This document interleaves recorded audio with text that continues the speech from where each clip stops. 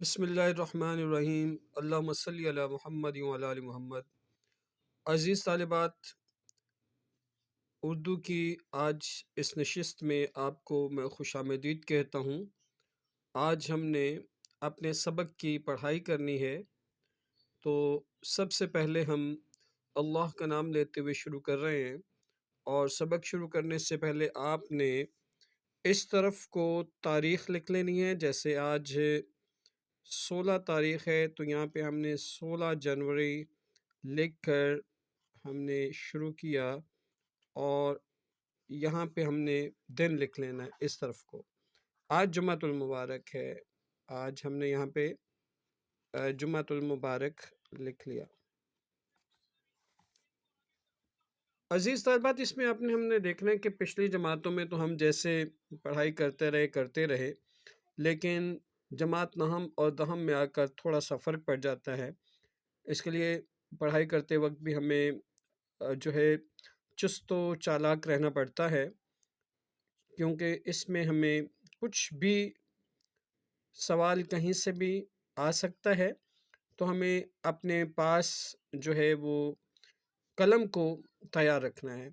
تو سب سے پہلے ہم دیکھ رہے ہیں کہ سبق کا نام جو ہے وہ دیکھتے ہیں۔ سبق کا نام ہے ہمارے اخلاق حسنہ۔ اخلاق حسنہ ہم نے انڈرلائن کیا، یہ دیکھ سکتے ہیں آپ۔ اخلاق خلق کی جمع ہے، جس کا معنی ہوتا ہے اچھی عادات۔ اچھی عادات، یہ پورے سبق کا معنی آ گیا اچھی عادات۔ حسنہ کا معنی نیک اور اچھی،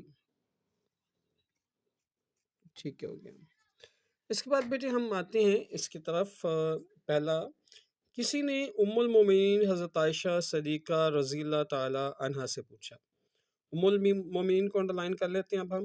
ام المومنین کا معنی ہے مومنوں کی ماں۔ حضرت عائشہ صدیقہ رضی اللہ تعالیٰ عنہ سے پوچھا کہ حضور انور صلی اللہ علیہ وآلہ وسلم کے اخلاق کیسے تھے۔ یہ بہت اہم سوال ہے، آپ نے اس کو انڈرلائن بھی کر لینا ہے، اور اس کا جواب ہمیں آگے مل جائے گا۔ انہوں نے کہا، کیا تم نے قرآن نہیں پڑھا؟ اب دیکھیے کہ سوال کا جواب دینے کے بجائے آپ نے سوال ہی کیا، کیا تم نے قرآن نہیں پڑھا؟ اور جو کچھ قرآن میں ہے وہ حضور صلی اللہ علیہ وآلہ وسلم کے اخلاق تھے۔ اب ہم نے اس کا تلفظ یہ ہے، اخلاق نہیں ہے، اخلاق ہے۔ اخلاق ہم نے پڑھا، اچھی عادات،